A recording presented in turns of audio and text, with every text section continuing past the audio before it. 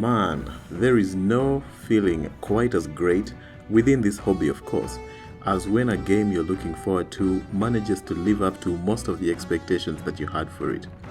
Metaphor is a game that I only discovered about 2 months before its release, mostly due to the minimalist marketing campaign that was employed for it. Even then, I immediately knew that it was likely to be something that I found interesting, and the reason for this was very simple: it's the publisher. My relationship with Atlas is rather recent, considering the amount of trust I currently have in their abilities. I first discovered the company through their PS4 release of Persona 5, which is a title I received for free as part of a 3-game bundle when I bought a PS4 back in 2019. I was given my pick of any 3 titles at the store, and I made sure to select 3 exclusives that I was very sure would never be able to come to the PC, so I had to take advantage of the opportunity to get them there and then. I didn't bother picking up that Bloodborne game because I was sure that one would definitely be ported eventually. Because it's like an action thing.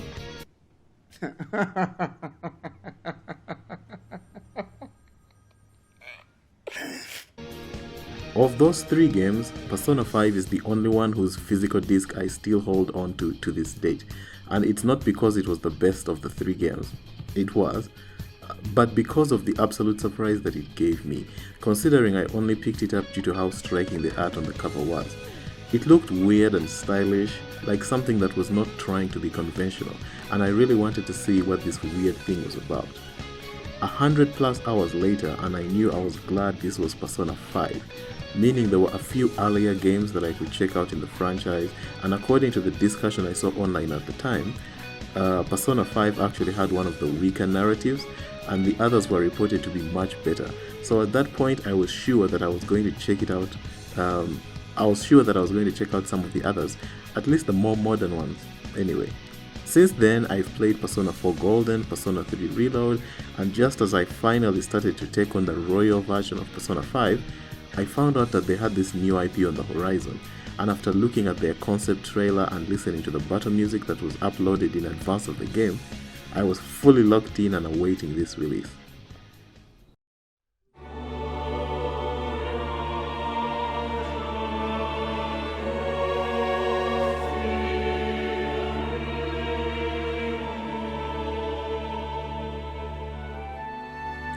Now, despite my appreciation for these titles, and they all certainly placed well within my all-time favorites as far as JRPGs are concerned, there are a few things about them, or in general, the Atlas Persona formula, that I'm not a fan of.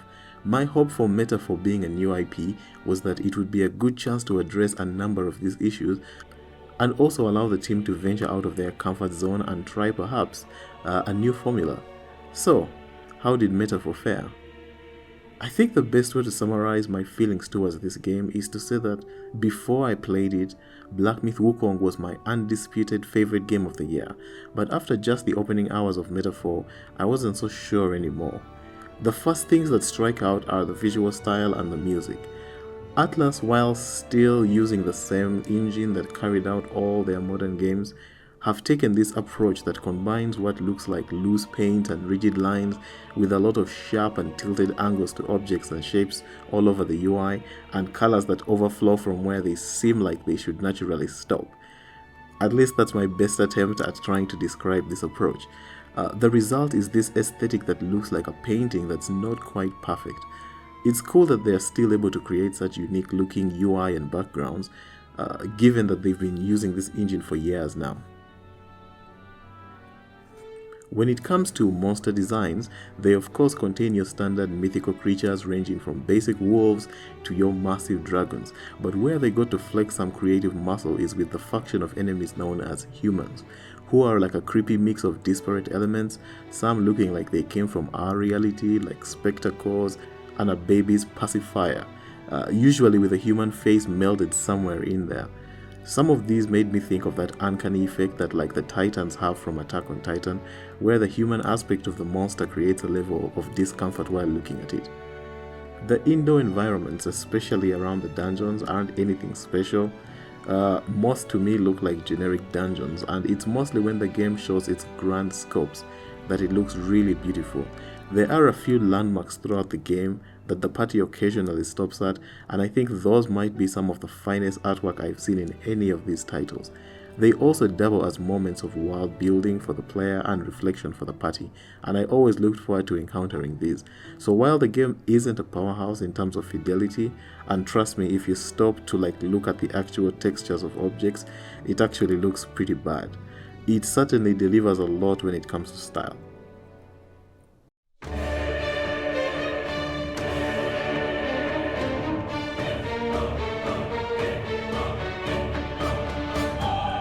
The music used in the game was one of, if not the top contributor to the number of hours that I spent in this title. And this is actually true for the other Atlas games I've played as well. In addition to being catchy, there's a lot of choir work in this title, which is my personal weakness when it comes to musical performances. If you want to easily bias me towards your movie, your series, or your game, what you really need is to get a good choir to put in a solid performance. And this soundtrack is full of a lot of this kind of stuff.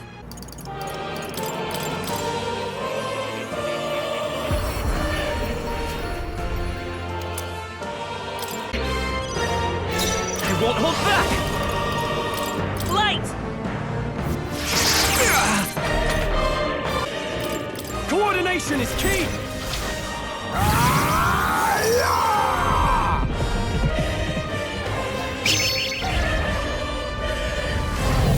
Apologies. Would you finish it? Now, the actual melodies themselves are also really unique, with the background chants featuring some stuff I've personally not heard before, especially on the Vaga Island and the main combat theme itself. These feature some pretty fun chants. Let me just say this, even if you don't like anime style visuals, Japanese games, or turn-based titles in general, if you are a musically inclined person, you owe it to yourself to at least check out the soundtrack to this game on YouTube, Spotify, or something else.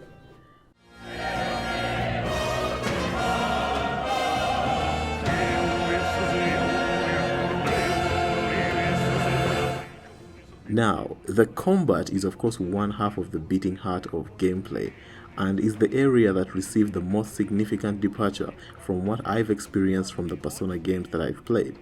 And I'm glad to say the differences to me are mostly universally positive, at least in the main playthrough, meaning before New Game Plus. Now here's why. In the Persona games, the wildcard ability, which means the option to change your main character's persona and therefore their stats, is limited to the player character, with all side characters being limited to their story-provided stats and abilities. Metaphor finally gives this ability to all party members in the form of these archetypes, which are basically fantasy RPG job types, your warriors, your mage, your thief, etc. This ability means you have more flexibility than ever to be able to craft whichever party type and combination you wish at any time. So it gives combat the type of flexibility that it hasn't had before. There is also ability inheritance that can allow transfer or application of any mastered abilities to other archetypes at a small cost, providing more of that mix and match freedom. Now, each of the characters you meet has their own base stats, which naturally favor their initial story-based role and similar archetypes. Think like magic users or strength-based roles. So, you'll get varying mileage out of them with different archetypes, but the game certainly won't stop you from experimenting with whichever ones you want, and that's how I prefer it. This also of course frees up the design of certain side bosses to have really interesting limitations and conditions, such as resistances, weaknesses, and even specific counter attacks to different classes and damage types. The solution to all of these can be acquired from local information brokers in the major town hubs, or they can just be approached blind if you prefer the surprise, which I did a few times due to being overleveled enough to basically just steamroll the content, but that's on me, not the game. Now, as a small note, these usually punish the magic classes. This is just something I noticed later in the game. Physical classes tend not to be punished, but I'm not so sure about that. Maybe I need to think on it a bit more, but it's just something I noted and I wanted it in the video as well. That's off script. Okay, back to script. Secondly, knocking out of the main character in combat does not result in a game over. This is one of my biggest pet peeves with the other Atlas games that I've played. If the hero falls due to one of those cheap instant death abilities, which also thankfully there are very few in this game, then the fight is lost, no matter how much health the rest of your party has. Thankfully this has been done away with, as it's super annoying, and it allows the fight to continue till everyone is down, so you have multiple recovery opportunities no matter who is down. I hope this trend continues in all their future games. In modern RPGs today, it's weird for like the main character to fall and then the game just ends. Like, that's a habit that really needs to be dropped. Furthermore, you don't have to engage in repetitive battles to grind levels. This one is huge for this format of game in general. One of the worst aspects of my experience with turn-based RPGs in general is when you get to that point where you'd like to get some experience or grind out a few levels, level up a weapon, or any of those types of goals. Maybe you're farming some kind of resource, and to do so you have to do these turn-based fights over and over and over again. Often the animations start to get old, the music can't even get to the good parts before the fight is already over, and then you have to watch or skip the end of fight animations and collections of stats over and over and over again. Now, Metaphor allows you to take on any enemies that you currently outlevel directly on the overworld map in real time. Since these already don't give much in the way of XP, it's nice to be able to take them out in a single hit or two and just move on. This real-time combat system also takes the place of Persona 5's sneak mechanics, and is what will determine the advantages of setbacks you gain against the larger enemies when engaging them, or the advantages that you gain against enemies in combat. As such, a variety of weapons has also been provided that can switch up how you engage these enemies and how you go through the exploration process. I really also love this type of flexibility, as if experimented with, it can lead to some rather interesting ways to take on both the dungeons and the various enemies. There is also the implementation of multiple autosave points. This might be just about my personal favorite addition to this way of playing these specific games. There is a very generous helping of save points in the game, which is a dramatic change from how these games have traditionally approached this aspect. Each and every time you move from one section to another in the town areas, the game autosaves. And even within the dungeons, where JRPGs tend to be more punishing, the game for some reason saves each time you open a treasure chest or you interact with any object that can be picked. I'm not actually sure that this is on purpose, but I definitely took advantage of it by leaving these items available for whenever I wanted to create a save point after grinding a number of fights. This problem, while I'm sure many others can relate to, is one that I heavily face due to my lifestyle that requires random, unplanned stops during some of these sessions. So games that go long periods without save slots, or for example always online games that can't be paused, always lead to trouble for me a lot of the time. I have to play them at specific hours, sometimes maybe in the night, where I'm pretty sure that I will not be contacted. Otherwise, the type of lifestyle and career that I have, it has like constant engagements. So, needless to say, the constant autosave spamming is a most welcome change for me. Finally, the game employs the turn pass mechanic from Shin Megami Tensei. This was my first time experiencing this one, as I'm yet to play any of those games, but I know the general gist of what they're about, and I'm aware that this mechanic, where turns can be manipulated by exploiting weaknesses and counter-attacking, the Persona games already have the extra punishment mechanic when exploiting enemy weaknesses by giving you another turn, but the turn pass mechanic also employs the opposite, where getting counter-attacked, repelled, or inflicted with certain status effects can make you lose one or more turns, and sometimes it can end your party's entire rotation and hand the turn back to the enemies instead for more punishment. The opposite, of course, can happen as well.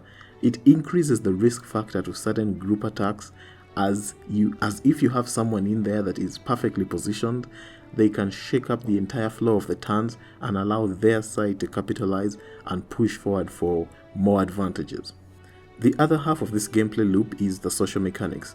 This involves, of course, interaction with NPCs to further their quests and the main storyline, while building your relationships with them, your social stats, and pushing the story along. Side activities, mini-games, and such are also part of this. As with Persona, the main decision-making mechanic here is time management, as you must decide which activities to prioritize since you have limited windows to take them on, and each activity has a time cost. As this is an adventure game, there is a further cost placed on time taken to travel from one destination to another. Despite this, the social mechanics for this game are the lightest I've dealt with in any of these games. Let me put it this way. I was able to max out all social links and stats in a single playthrough and long before the end of the game, which is something I have never been able to do in any of these games before. In fact, the general understanding for many Persona games is that if you want to max out all social links, you essentially need to be working with a guide so that you avoid wasting any of the opportunities to push the links forward, since some become unavailable due to story events and some activate much later in the calendar and have to be immediately prioritized for any chance of maxing them out. So if you have some others you haven't finished by then, you're at a disadvantage. Now, these social links unfortunately retain one of the main criticisms that I have with these types of games. Since the game cannot account for whether you started the links, how far you went with them, or if you have any of the information that's revealed through them, they can't really factor into the main story and character development. It therefore creates this weird situation where certain developments in both character outlooks and their relationship with the main character are not referenced in the main storyline. Now, since this game does not have romance options, the effect of this is somewhat lessened, but it still exists. It's far worse in those Persona games where these developments only exist in side content, and once the main story continues, everyone has a stock, unchangeable way of talking and behaving. Another criticism I have to throw out is how some lines outside of cutscenes and major story sequences are voice acted while others are not, seemingly at random. Major lines are voice acted, some are just not. They instead simply use like a generic word or a generic phrase. This again is another staple of these types of games, and it's one I wish they eventually do away with. I suspect the reason is either the large number of voice lines they can't account for, or the fact that some of the dialogue continues to be tweaked long after the voice recording sessions are done. Either way, I don't like it.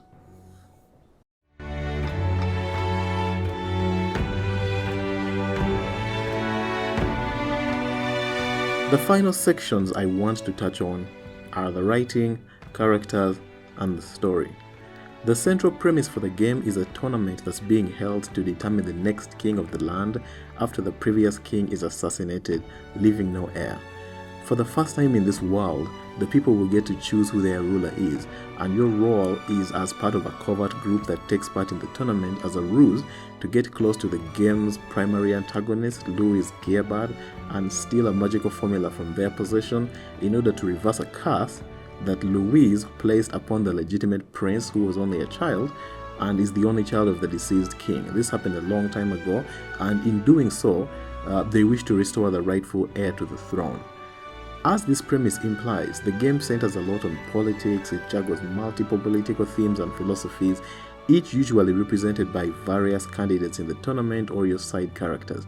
You know, there's things from Eat the Rich, the demand for equity for past discriminations and ills, focusing on the economy and commerce, pure meritocracy, imperialism and military might, religious and faith-based control, and of course, a few that are placed there just to lighten the mood, like a guy that promises free drinks if he becomes the king, and another that believes that only the beautiful should rule, who looks like he would fit in at the Hunger Games.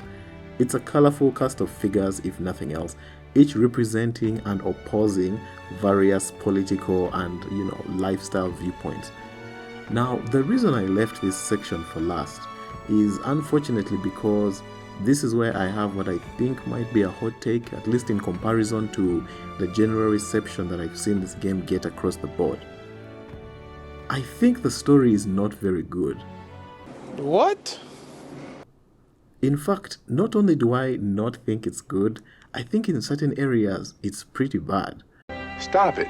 Before I proceed, I want to re-emphasize that this in many aspects is my game of the year. But I do believe that if you want to, really take on something and analyze it, it's important to try and be objective, even with and perhaps around the things that you love the most. Metaphor's story starts really strong and promising, seemingly very serious right from the start, with the loss of key figures and especially one whose reanimated body you're forced to fight shortly after their death. However, this tone is on many occasions completely flipped on its head in some bizarre and inappropriate ways, in seemingly an attempt to induce levity into sections where it feels like it does not belong. One example is a section where the party must infiltrate the enemy's base and retrieve the formula that I mentioned before. In doing this, they have to retrieve a number of keys from various elite guards. While these encounters present an interesting mechanical challenge and actually have a unique application of gameplay-based decision making, which did make me smile, certain things that you do are contributing towards how a certain battle will go. The actual scenarios they set up here border on being completely ridiculous. These are supposed to be some of the villain's most elite guards, and he is pretty OP himself. But calling them morons would be too kind, and the way that the team is able to get past these elite guards, it was very jarring to me. Also, a few of the game's twists really don't work if you ignore like the music and the fantastic acting and focus on just the scenario and what it actually implies. At 2 points, characters who were previously believed to be dead are revealed to still be alive, and the explanations provided for how they survived, even with this being a fantasy world, really require you to not think too much about it, because man, the contrivance needed for those reveals is nuts. One of them even has a very distinct accent and certain characteristics on their face and head that makes it basically impossible to sell the idea that they were able to stay hidden. It works on us, the audience, because the camera deliberately hides their key features from display, so we can't tell who it is. But the characters in the actual world should be able to look at them properly. There's a point later on as well where a certain character pretends to be evil, apparently to test the party's strength. But when you consider everything this group has done up to that point, it's not a very strong motivation. These people are obviously pretty strong. Also, the villain Louise, while definitely being this game's strongest character by far, at least to me. My name is Louis Guillerburn. I am the rightful king, he who will forge anew this unworthy country into a utopia. Attack in any number, wield any weapons. But fight with your very lives. If you live by a creed, show me its strength. That's what I'm talking about! That's why he's the MVP! Also weakens a bit once his motivations are revealed towards the end. Basically, what I'm trying to say, essentially, the final act is what I consider to be the weakest of this entire thing. A lot of revelations start being thrown at you at 1,000 miles an hour, and most of them are just weak, to say the least. On top of that, the actual writing in this final section is of much lower quality than the earlier parts of the game. So just take a shot every time the word fantasy is used in the final push towards the end of the game if you want to test your resilience. Yeah. It begins to lean towards Veilguard territory at the end there with just how repetitive the dialogue is. But it's just a lean, nothing more. It's not a full dive. So, on a positive note, the villain Louis, and many of Louis, I don't know, I say it differently every time, and many of the characters in the game are very likable, and many of them are very well acted and voiced. As an antagonist, he's one of those that is, first of all, present throughout the game, giving you many opportunities to interact with and face him and his philosophy and supporters a number of times along the journey. I always prefer present villains that you see and hear a lot from to the type who show up once or twice throughout the game and then just show up for the final chapter. I find it so funny that Louise is such a compelling villain that many times he seems to be the one in the right. Now, of course, this type of character always presents a challenge to writers, especially when they've decided that anyone who is against the protagonists has to be a bad guy. It's the dilemma with the sympathetic villain archetype. Sometimes the character is so sympathetic that honestly you find yourself siding with them more than the protagonist on certain occasions. Now, the existing structure in this world is one that has fostered severe racism, class inequality, lots of discrimination and corruption. Louise seeks to upend this structure and establish a world where one's tribe, which is this world's word for race or species does not determine how far they can rise. He practices no discrimination and allows fair and open competition. Well, until, again, as I mentioned, towards the end, where suddenly his character seems to be flipped on its head. But I don't want to spoil the exact details, but anyway, anyone that can prove themselves is allowed to join his ranks regardless of their background and station. He stands up against the corrupt existing institutions that support the existing oppression of certain people. So how do you make someone like this a bad guy? I mean, it must be tough, right? Oh, it's gonna be super easy, barely an inconvenience. Well, you pull an Eric Killmonger. You make them a genocidal maniac that wants to destroy the world. Problem solved. At that point, you no longer need to debate their political ideology or argue against their points. You just need to stop them or else they'll destroy the world. I always find this way of dealing with sympathetic villains rather unsatisfying. As a result, I've grown to prefer villains that are just evil, or I prefer an antagonist that's not like morally condemned, say in like sports titles or sports based like series and shows where you have to beat the other team because that's just how the sports works. Someone has to win without trying to muddy the waters by making their motivations super complex and compelling to the point where you can't strongly justify fighting them without giving them a cartoonishly evil motivation that anyone can get behind stopping, but which usually does not jive with how noble the rest of their approach has been. The final aspect I want to take on is one that I've always had in the back of my mind, but I never really put anywhere before, and it's politics. Now, obviously, this world makes multiple parallels to the real-world, modern-day political situations that we have. As an example, most people today would agree that baseless discrimination or favoritism in society, based on race or tribes in this case, is a bad thing. But why do they think this? It's because it's unfair and unjust, yes? There's no real meaningful differences between people in real life outside of like their culture and environment. So discrimination is considered unjust because there is no real true difference between people, and it's something that, some people simply create, and it's looked at as something that's not, it goes against the ideals of justice. But in a lot of fictional worlds, that's not exactly the case. Let's take the case, for example, of the mages in Dragon Age.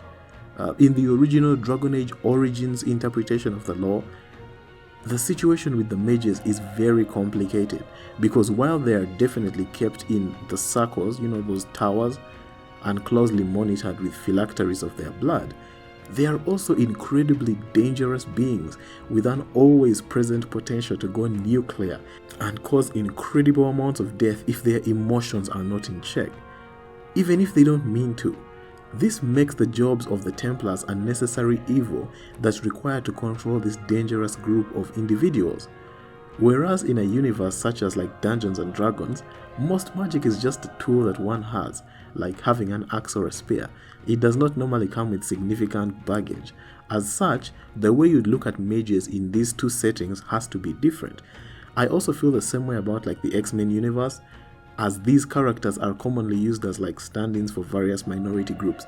However, they aren't exactly one-to-one, as many of them are basically walking WMDs that are one bad day away from causing severe damage to society and taking many lives with them.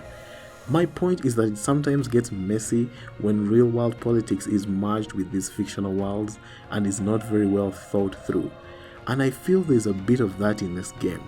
It's not a problem if you never read the lore entries, or it's not that big of a problem, these entries that unlock as you play, but once you do, it does raise some eyebrows around the message that's being pushed here. In order to give flavor to the various tribes, they are given various physical characteristics which I feel muddy the discussion a bit. As an example, the dog-like race, the Paripas, are blessed with physical strength and are mostly hedonistic in nature, and they show a lack of concern for small things and details. They are also prone to violent incidents. Now, as a result, this tribe has mostly been banned from participating in politics. On the other hand, the Roag tribe are known for their longevity, meaning they can live twice as long as the other races. They are generally considered the elders of the society, and as a result, they hold a number of high positions in traditional roles where long-term knowledge is beneficial to having those roles. I mean, I hope I don't sound crude here, but if these are physical characteristics that are instilled at birth and cannot be changed no matter what, then you see how this can get a bit tricky, right? Look, I won't harp on this point any further. I already feel uncomfortable with the little I've said about it. I hope I've made my point. To summarize, I think the story is strong in some sections, especially at the beginning and the midpoint, and with a few weak scenes here and there, especially those designed to instill comedy at the expense of the stakes, but then it generally falls off a cliff towards the final push. Most of the characters, on the other hand, except for Gallica, remain likable from start to finish. I did not like how that particular character was implemented. Everything from the voice acting to the choice of language. I don't know. Me and Gallica, I just didn't like the way that character was performed.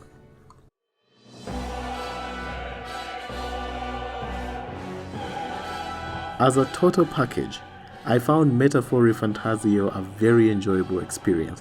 One of the top 2 games I played this year, and the most mechanically satisfying Atlas game I've played yet.